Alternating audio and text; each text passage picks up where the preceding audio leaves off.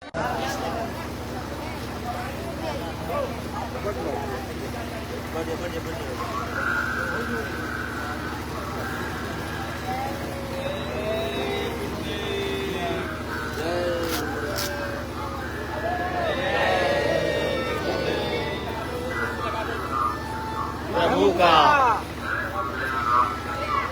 का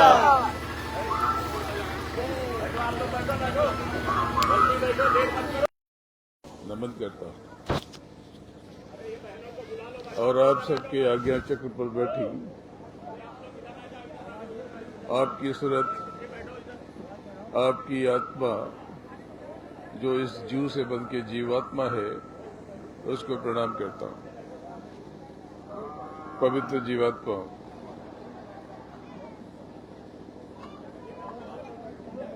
आप सबके पास आकर अभिभूत हूं। ये दुखनाशक काफिला ये उत्तर प्रदेश के ये पश्चिम से पूरब को जोड़ता हुआ और वापस से पूरब से पश्चिम की तरफ बढ़ के उत्तराखंड की तरफ ये जाएगा। दुखनाशक काफिला ये जहां जहां से गुजर रहा आप सबके दुखों में कमी करता हुआ जा रहा। बेबियों, मैं आपके गांव में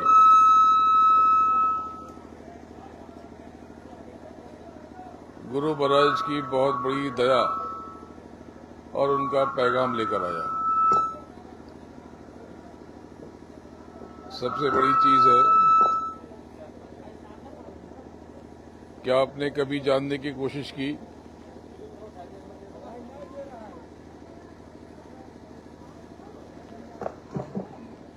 क्या आपने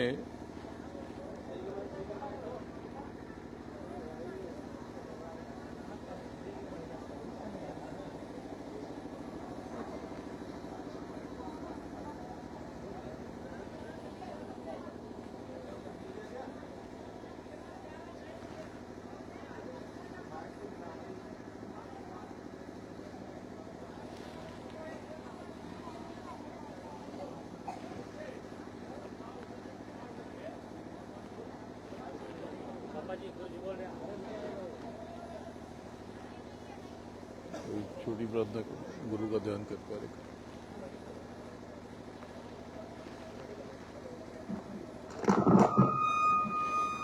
बोलो जय गुरुदेव।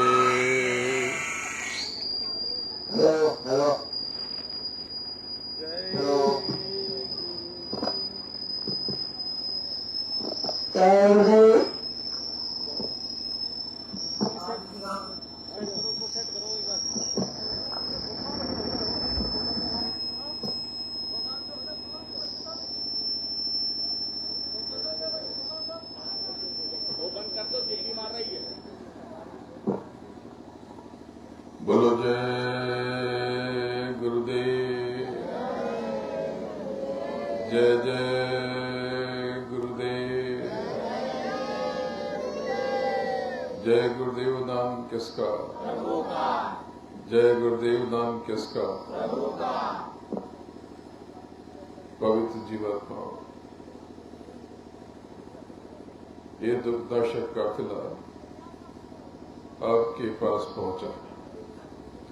मालिक की बहुत बड़ी दया है, बहुत बड़ी मेहर है। ये दुखनाशक काफिला जहां जहां से गुजर रहा आपके कष्टों को और दुखों को कम करता हुआ, नष्ट करता हुआ ये आगे बढ़ा। तो क्या ये दुखनाशक काफिला आपके दुखों को नष्ट कर देगा? क्या आपके जीवन से कष्टों को मिटा देगा?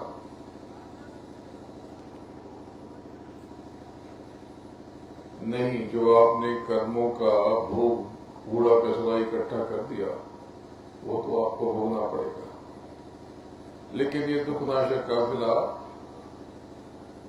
आपको बल देगा, संबल देगा, आपके ऊपर कवच बनाकर जाएगा जिससे संसार के कष्ट आएंगे तो जरूर, पर उसका एहसास आपको बहुत कम होगा। ये आपके दुखों को हल्का कर देगा। देखो, बहुत सफर लंबा है और बात बहुत बड़ी कहनी है।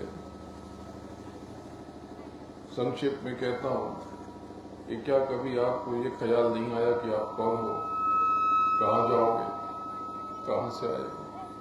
आप कहते हो कि भगवान के पास से आए हैं, भगवान के पास जाएंगे। क्या आपने भगवान को देखा है? देखो प्रेमियों, अगर प्रभु की प्राप्ति होगी तो जीते जी होगी। मरने के बाद आपको कुछ नहीं मिलेगा। मरने के बाद आप कर्मानुसार नई देह पहन लोगे और अपने किए हुए ज्ञात अज्ञात कर्मों को भोगोगे। जब से आप ऊपर से नीचे उतारे गए, तब से आप केवल देह पहनते हो और कुछ नहीं करते।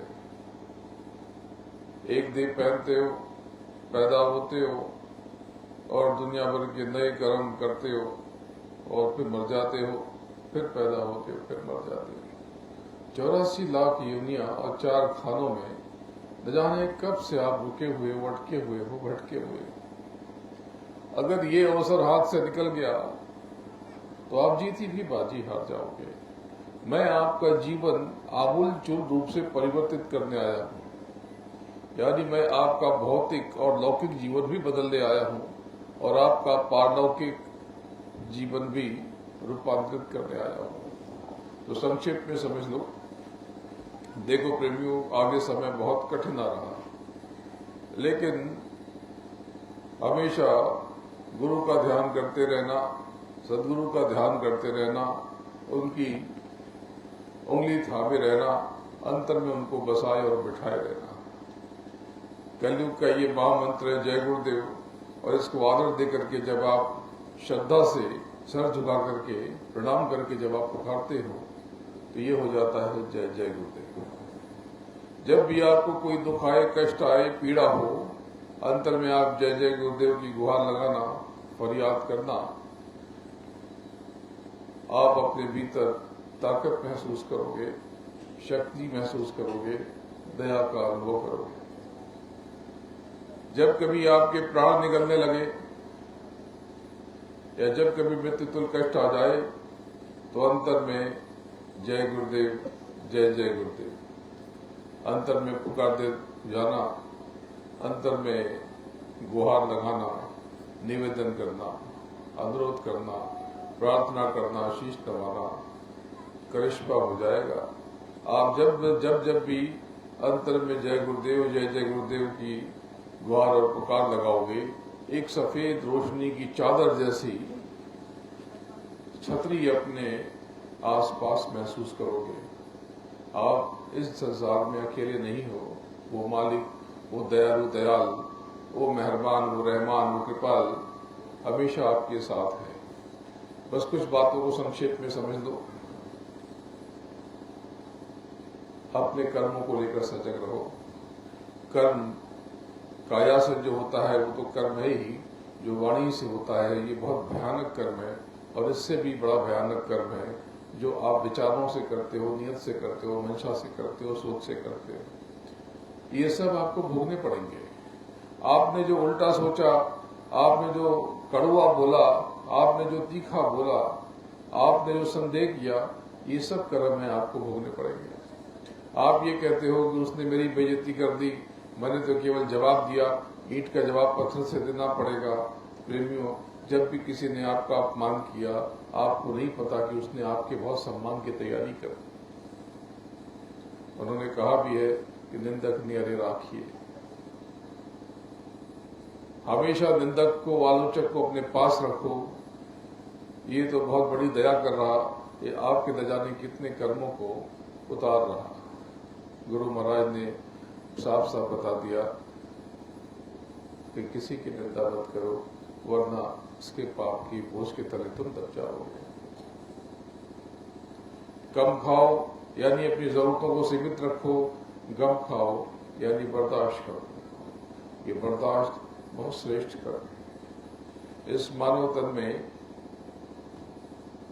ये स्थूल संसार में, ये जहां आप बंधे पड़े, ये 5 तत्वों का संसार है। जल, पृथ्वी, अग्नि, वायु और आकाश का संसार। आप इससे पार नहीं जा पाते, क्योंकि तीजे तिल पर जड़ और चेतन की गांठ लगी हुई, इसी को मिलोनी कहते हैं। मिलोनी, ये मिलोनी गांठ 5 तत्वों की और 3 गुणों की, रजोगुण, तमोगुण और सत्वगुण की लगी हुई। जब आप नियमित अंतर में अभ्यास करोगे, अपने भीतर जाओगे और वो गांठ आपकी खुल जाएगी, तब आपको एहसास होगा कि आप तो बहुत बड़ी शक्ति हो। प्रेमियों, आप बहुत बड़ा खजाना हो, जिसकी चाबी आप खुद हो। आप सम्राट हो, आप महाराजाधिराज हो, लेकिन भिखारियों सा जीवन जी रहे। आपको अपनी शक्ति पता नहीं है, आप अपनी ताकत नहीं जानते। आप प्रभु का जब अंश हो, तो छोटे मोटे परमात्मा तो आप भी हो गए, पर आपकी ये गति दुर्गति क्यों हो गई? क्योंकि आपको अपना परिचय नहीं है, बोध नहीं है, एहसास नहीं है, भान नहीं है। वो आपका प्रभु, वो सदगुरु आपकी स्थिति को देख के बहुत दर्द में है।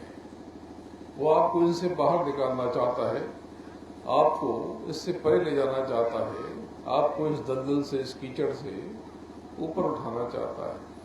बस आप उसकी थोड़ी सी मदद कर दो, वो आपके जीवन में बहुत बड़ा रूपांतरण चाहता है। आप कौन हो ये एहसास हो जाए तो आज ही बात बदल जाए। एक भिखारी था, बहुत गरीबी में जिया।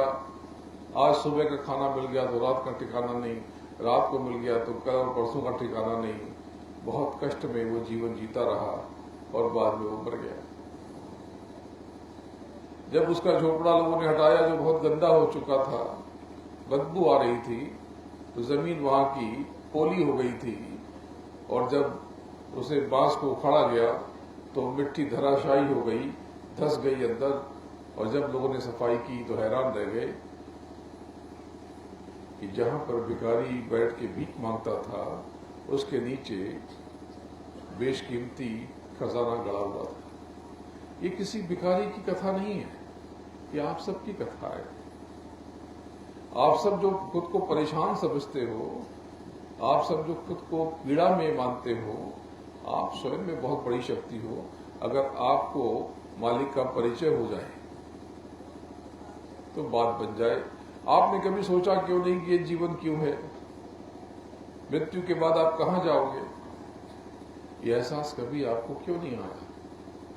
देखो प्रेमियों, अगर प्रभु की प्राप्ति होगी तो जीते जी होगी, मरने के बाद आपको कुछ भी नहीं मिलेगा। आप किसी बच्चे को या किसी कर्मचारी को बाहर कुछ सामान लाने भेजते हो, कुछ पैसे लेकर के या किसी प्रयोजन से, तो जब लौट के आता है तो उसे हिसाब लेते हो ना कि भाई इतना समय कहाँ लग गया, इतनी देर क्यों हो गई, कहाँ कहाँ गए थे और पैसों का क्या किया। तो आप क्या समझते हो, जिसने आपको जीवन दिया है, मौत के बाद आपके जीवन में आपने क्या कारनामे किए हैं, इसका हिसाब नहीं लेगा? तब क्या जवाब दोगे? आप कहोगे मुझे पता नहीं कि मेरा जीवन किस लिए था, मैं क्या करूं। वो कहेगा ना, किसी गुरु की तलाश करते, किसी सच्चे सदगुरु की, सबुद्ध गुरु की खोज करते, उससे प्रयोजन पूछते, उससे युक्ति पूछते, उससे रास्ता पूछते। आपने क्यों नहीं किया? तब क्या जवाब दोगे? तो प्रेमियों, अपने कर्मों को लेकर सजग रहो। आज आप यहाँ पर एक काफिला आपके पास आया है, तो आपके लिए मालिक की बहुत बड़ी दया लेकर आया है।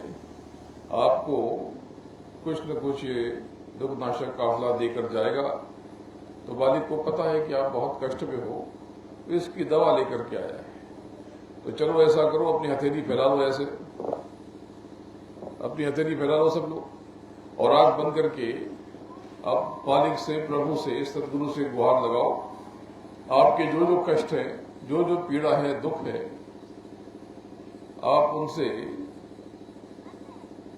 गुहार लगाओ, ये मत कहना कि मैं बहुत परेशान हूं, कहना मालिक अगर तेरी दया हो जाए तो मैं इस झमेले से निकल जाऊं। मुझे पूरा यकीन है कि तेरी दया हो रही है और ये परेशानियां, ये झमेले मेरे खत्म हो जाएंगे। मालिक मुझे अपने में मिला ले, मुझे इस धाम का पता दे, रास्ता दे, मुझे स्वयं में समाहित कर ले, अंतर में गुहार लगाओ। और भी जो आपके कष्ट है, परेशानियां हैं, आप अंतर में प्रार्थना करो।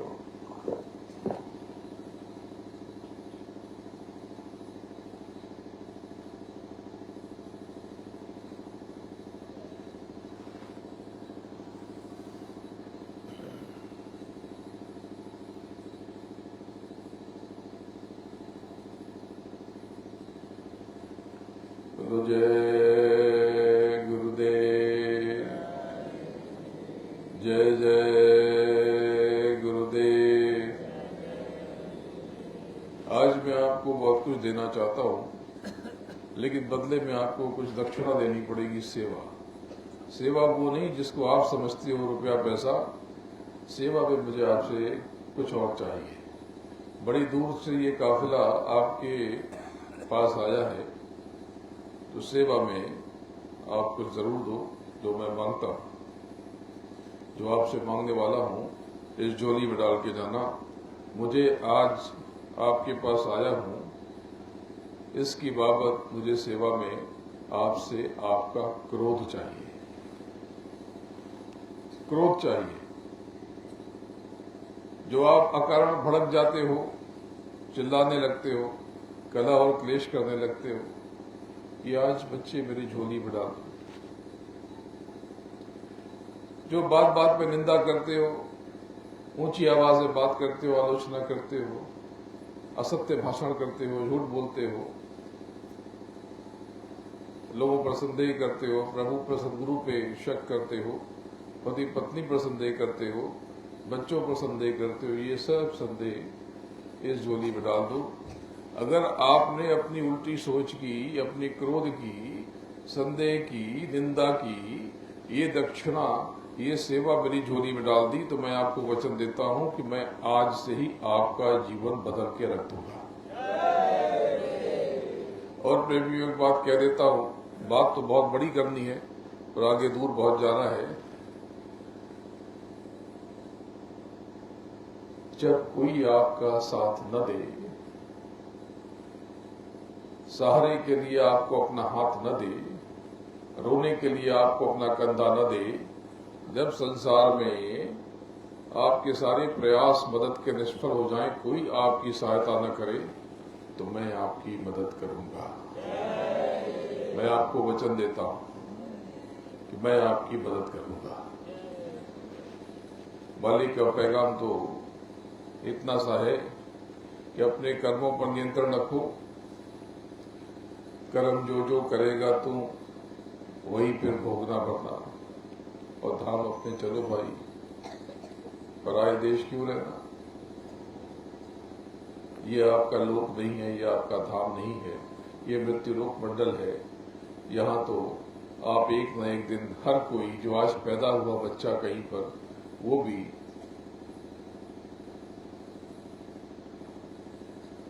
कभी न कभी शमशान में जलकर खाक हो जाएगा। लेकिन इस दरमियान जो जो आपने कर्म किए, वो सब आपको भोगने पड़ेंगे, और लाखों करोड़ों गुना ब्याज के साथ। तो अपने कर्मों को लेकर सजग रहो, नाम की कमाई करो, यानी मालिक की तलाश करो। और अगर तलाश पूरी न हुई, आपको नहीं पता, तो किसी फकीर से, किसी बुद्ध गुरु से, सद्बुद्ध गुरु से उसका रास्ता पूछो। अपने घर चलो, अपने जीवन को सार्थक करो, अपने आचरण पर ध्यान दो। जब बोलो मीठा बोलो, अच्छा बोलो, कड़वा बोलने का मन हो तो मत बोलो। ऐसी वाणी बोलिए मन का आपात होए, और को शीतल करे और आप शीतल होए। बोलो जय गुरुदेव, जय जय गुरुदेव। जय गुरुदेव नाम किसका, जय गुरुदेव नाम किसका। गुरु महाराज के चरणों में नमन करता हूँ और आप सबको प्रणाम करता हूँ। जय गुरुदेव। देखो प्रेमियों, यहाँ पर बहुत अलौकिक दवा आपके लिए रखी हुई।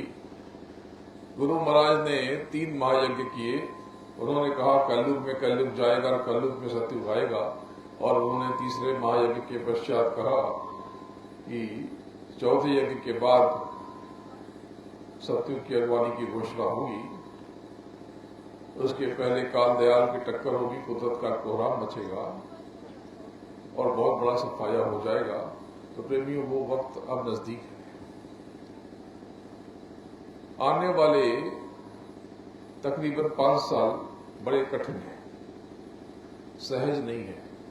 ये साल के आरंभ से ही देखो विदेशों में, पश्चिमी देशों में बहुत झमेले और सब कुछ खराब सूचनाएं आनी शुरू हो गई। अभी कुछ नहीं देखा, जरा मार्च अप्रैल बीतने दो, विश्व से बड़ी विचित्र खबरें आएंगी और आपका अंतर्मन बेचैन हो जाएगा। उन्होंने मुझे निर्देश दिया, आदेश दिया कि लिंग शरीर में जो शक्तियां हैं उनको भोजन देते रहो, उनका भोजन सुगंध है। तब से प्रतिवर्ष साकेत महायज्ञ होता है, बहुत दिव्य यज्ञ होता है। 33,000 शक्तियां, 33,000 करोड़ शक्तियां वहां पर प्रकट होती हैं। तो प्रेमियों, 33 करोड़ शक्तियां वहां पर प्रकट होती हैं। तो प्रेमियों, वो जो हवन कुंड की विभूति, ये बड़ी चमत्कारिक है।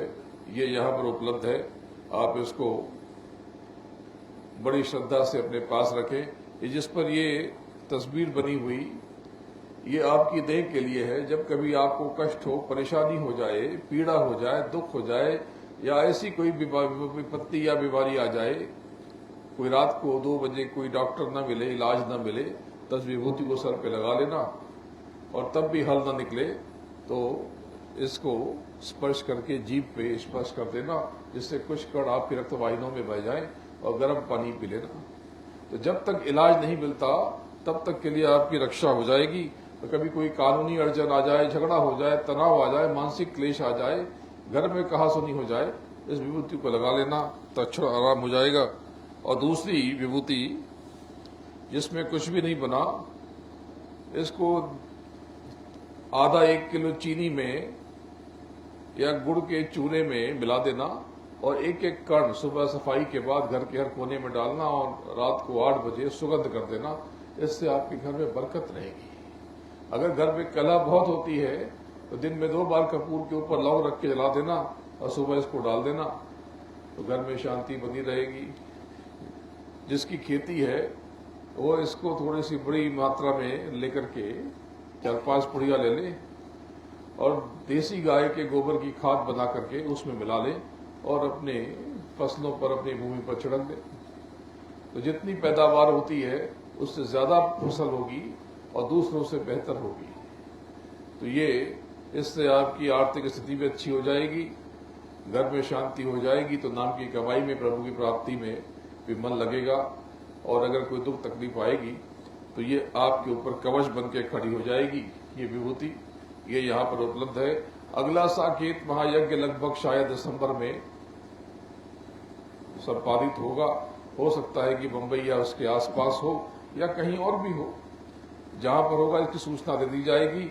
आप यहाँ पर जितने भी लोग हैं, मैं आपसे करबद्ध प्रार्थना करता हूँ, निवेदन करता हूँ कि आप उस यज्ञ में आके तो देखें, आपके जीवन की दशा और दिशा बदल जाएगी। उस यज्ञ की वेदी से उठने वाला धूम यानी धुआं आपके ऊपर कवच बन जाएगा, कवच बन जाए और आपकी रक्षा सुरक्षा करेगा। तो भले ही यज्ञ तो वो 10-11 दिन का हो सकता है, लेकिन आपको जितना समय मिले आप जरूर आओ। 10-11 दिन आए, अगर उसके लिए 10-11 दिन के लिए आप वहां पर रहे तो ऐसी अपार आनंद की अनुभूति होगी जिसका कोई भी विकल्प नहीं है। आप वहां से भरी आंख से निकलोगे कि जाने का मन नहीं है। ऐसी दिव्य अनुभूति होगी कि आप बहुत दिनों तक ख्यालों में वही खींचे रह जाओगे। अपने कर्मों की आहुति लो और अपने जीवन में परिवर्तन को महसूस करो। अभी से तैयारी शुरू कर दो। आपको पक्की तारीख बता दी जाएगी, लेकिन लगभग मोटा मोटी मान लो दिसंबर के आसपास ये कार्यक्रम संपादित होने जा रहा। संभावना अधिक है कि बंबई में के आसपास हो, तो आपको 4-5 महीने पहले बता दिया जाएगा, जिससे आप अपने टिकट की व्यवस्था कर सको। आप अभी से उसके लिए धन की व्यवस्था शुरू कर दो, थोड़े थोड़े पैसे बचाना शुरू कर दो और आप सब वहां पे जरूर आओ। आपके रहने और खाने पीने की सारी व्यवस्था मैं करूंगा, उसकी चिंता आप मत करना। लेकिन हाँ, तपस्या करनी है उस हिसाब से आना, लेकिन तपस्या भी आपसे आराम से कराऊंगा। तो आप सबको न्योता देता हूं, आप सब साकेत महायज्ञ में जरूर आए और ये जो अभी यज्ञ दिसंबर में हुआ था, इसकी विभूति यहाँ पर उपलब्ध है। बोलो जय गुरुदेव, जय जय गुरुदेव। जय गुरुदेव नाम किसका?